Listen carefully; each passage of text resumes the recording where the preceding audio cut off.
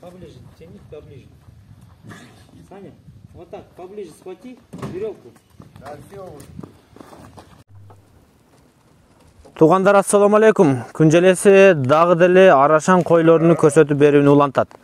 Учурда биз Жайыл район Степной айылына келдик. Карабалтан Ылдый тарабы. Бул жерде Шымырзаев Замир Кызырович агабыздын мал сарайына келдик. Ушул арашан койлорун көрсөтүп беребиз. Азыр бизди өзү сарайына алып келди, эми тааныштырып бермекчи. Бул жерде бир гана кой эмес, уй, жылкы, даже иттин түрүндө көрсө болот. Биз эми койлорду көрсөтөбүз. Койлорду көрсөтүп бүткөндөн кийин бир канча атактуу кочкорлору бар экен, аларды өзүнчө бөлүп көрсөтөбүз, туугандар. Анткени атактуу Карабыл кочкорунун жападан жалгыз, түздөн түз. Мына ушул баласы ушул короодо калыптыр, жалгыз. Мына ушул кочкорду дагы өзүнчө бөлүп, тиги кочкорлоруна кошуп көрсөтөбүз. Аны кийинки чыгарылыштардан көрсөңүздөр болот. Же болбосо Күнжелеси каналынын видеолор бөлүмүнө өтүп көрүңүздөр. Азыр мына Замир агабыз бул жакта. Ассаламу алейкум. Алейкум ассалам. Ферма кетип жатабы? Бар жайындабы?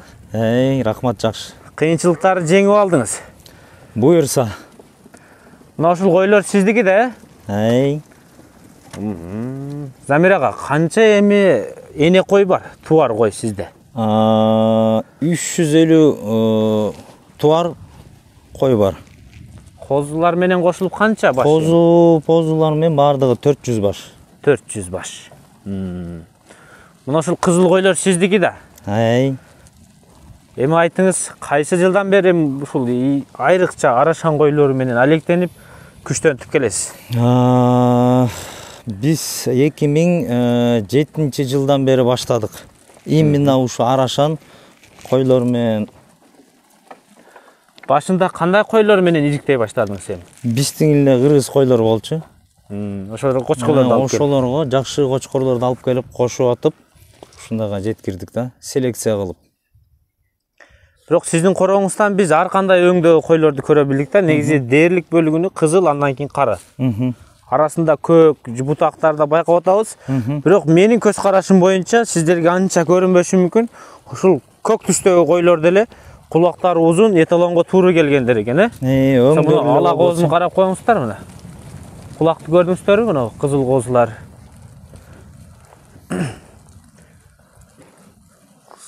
Бул сиз эми, Замир байке.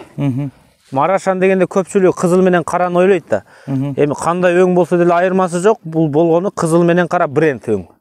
Ошондой да? Мен көп деле өңүнө кызыга бербейм, мен бир эле экстерьер менен анан чоңдугуна кызыгам да. Өңгө көп деле кызыга бербейм. Буйруса өтөсү өңгө да? Кишилердин ар ким киши эми өздөрү билет да, кызылы болобу, карасы болобу, бирок на любителя да. Биякта көк койлорго да сураган кишилер бар, кара койлорго да бар.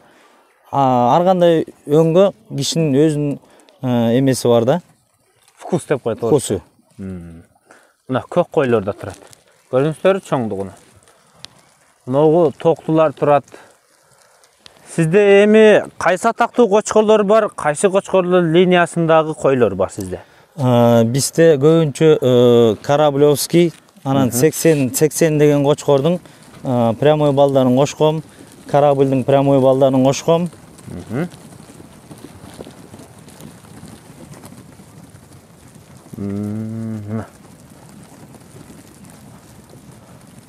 Бир аралап көрсөтөмүн. Мына кызыл койлор өтө чоң экен. Болгону көп санда болгон үчүн сиздерге мына ушундай көрүнүшү мүмкүн. Жайытта жүргөн үчүн эми тикен сөзсүз жабышат, жүндөрүн жүдөтүп коюптур, ошон үчүн ошондой көрүнүшү мүмкүн. Бирок чоң экен. Жүнүн кыркканда могундай болуп калат экен, көрдүңүздөрбү? Токту да могу, Токту. Былтыркы козу да. Жүнүн кырса ошондой болуп калат буларда.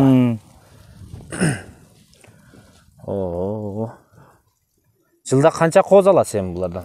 Канча пайыз төл берет? 300 баштан туудуруп атабыз, 350 башка чейин. Арасында эгистен туугандар да бар. Демек 100% деп койсо болот экен. Эркек козуларын уже сатып бүтүрдүк. Азыр только ургачыларын алып калдык. Мына койлорду караңыздар, өтө чоң экен, Эне койлор окшойт, Мына олар быйылкы козуларбы, мына актар? Бул быйылкы козулар. Ургачы. Ургачылар. Бул Кыргызстандын түндүк бөлүгүндө бул койлор көп. Мисалы башка региондордо кызыга баштады да. Сизге кандай бул койлор жакшы эле доход, прибыль алып келеби? Биздин жана породасы жок койлорду базарга ашып кетсе алып барып биз 10-15 миңге сатчык. Азыр чоң койлорун биздики бу жерде 80-100 миңге чейин сатылып атат. Буюрса. Козуларны мурда базарга алып барып 5-10 миңден сатчык. Азыр башы $1000 чейин кетип атат. Азыр буга спрос көп экен да дагы деле. Сиз өзүңүздүн тажрыйбаңыз менен бөлүшүңүз. Мына ушуну арашан коюну кармайм дегендерге кандай сунуштайсыз? Акчалуулар бар, акчасыздар бар. Акчалууларга кандай варианттар сунуштайсыз? Акчасы азырактарга кандай вариант сунуштайсыз ушул койго өтүү үчүн? Акчасы барлар сразу на готово алып туруп эле таза койго, таза кочкор кошсо алар өстөрүндө алар время выигрывает. Акчасы жокторго мындай эле базардан койлорду алып туруп эле, бирок ага время керек да, убакыт керек. Жакшы кочкорлорду кошуп атып, ошол менен акырындык менен ушундайга жеткирет да. Сиз да ошондой жол менен баштадыңыз? Ошондой жол менен селекция кылып туруп ушул убакка жеткирдик да, ушуга. Селекцияда адашып алган мезгилдериңиз да болдубу? Бар болчу, адашкан да бар болчу, бүт бар ошо. Жакшыларын жакшы эмес деп сатып алган күндөрү бар болчу. Анан жалеем, что саттык деп. Ничего, буйрсун, аларга да буйрсун. Сатылгандан кийин.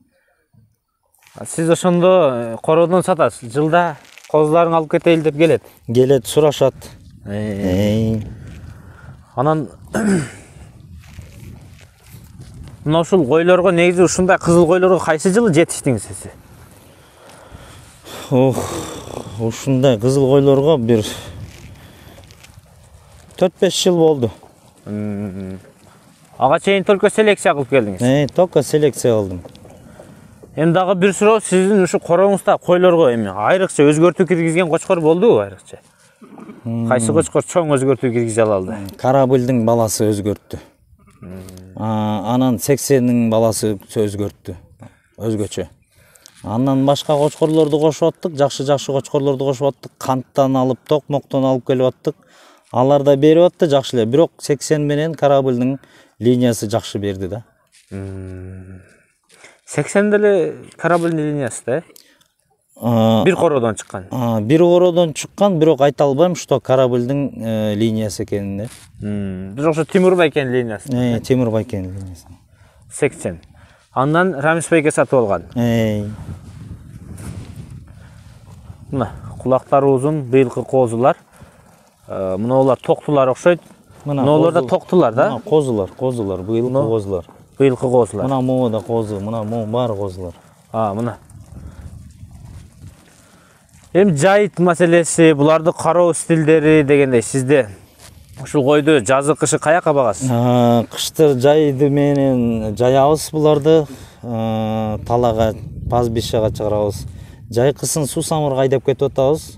Күзгө чейин, сентябрдын аягы, сентябрдын орто ченинде чейин. Жайында туруп калган мезгилде болобу? Үйдө туруп калган мезгил жок. Кышында дагы бар. Жайтты кышындагы да алды. Чөп жемин, чөбүн берип атабыз, эртең менен кечте кышында. Жайкысын болсо, суу самырга кетип, аяктан ошо суу самыры жайлоосунда жүрөт да. Сизде чоң ферма экен. Уй дагы көп, кой дагы көп, жылкы дагы көп экен. Карап айланып коюңуздар, бул койлорго өзүнчө чөп даярдайсызбы же баарына бирби сиздики? Баарына бир. Мисалы 20-30 жылкы болсун, да? Ошондой чыгабы жылкыңыз? Жок, 90 баш. Кулуну менен, кулун бээлерин баардыгы 90 баш бээ. Уюңузчу? Уюм 40-50. 40-50. Торпок-сорпоктору менен. Кой кочкорлор менен 500ге жакын. 500ге жакын. Ушуларга канча тонна жем, канча түк чөп басасыз бир жылга? Бир жылда 12 миң, 11 миң түк басабыз бир жылда. Арпаны болсо 50 тоннага чейин чогултабыз. Өзүңүздөн жерден чыгат? Өзүбүздүн жерден чыгат. Мына ушул Biz ал 400 кой кармаса жайыты болсо бирөөлөрдө. Кышкы тойтка 1 жылга эсептейт дейм, бар бир ооруп калган койлор болот. Канча тонна жем, канча түк чөп басса болот ошо койлорго? Канча башка примерно? 400 башка. 400 баш койго мен ойлойм, эми кышта деле ар кандай болот. Кыш каттуу болсо анда чөпкө эле отургузуп коет. Кыш жеңил болсо анда кышкысын кайтарып, пастбищага чыгарып, анан чөбүн асастан берип коюп атат аларда. Андай да бар. Мен ойлойм бир 400 башка бир 3000-4000 түк жетет го деп атам да. Жайыты бар адамга. Жайыты бар адамга. Так жайыты жок болсо актабай калат. Жайыты жок болсо актабайт. Актабайт эмес, эми өзүнүн жери болсо актайт. Сатып алса актабайт да. Точно актабайт. Анын үчүн өтө күчтүүлөрүн кармап, козуларды өтө кымбат сатыш керек тур келет. Да. Ошондо может бирдеме болушу мүмкүн. Сиз ошондо базар баасынан жогору сатасыз да буларды? Жогору сатабыз, базар баасынан жогору сатылат. Эң аз дегенде 15-20 миңден, эң аз дегенде. Мына койлор.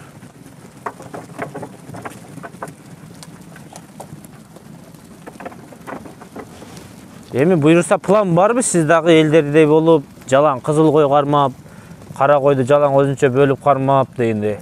Кандай пландар жокпу? Пока андай пландар жок, ой бар да.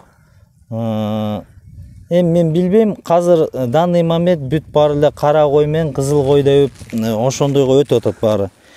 Мен ойлойм, бара-бара көгүнө да өтөт, күрөңүнө да өтөт. Койдун жаманы жок, койдун качествосы, длинасы, высотасы бүт баары келишип турса, почему нет? Көк дагы алда керет го деп атам да. Мисалы, мына көк коюңуз токту экен, токту.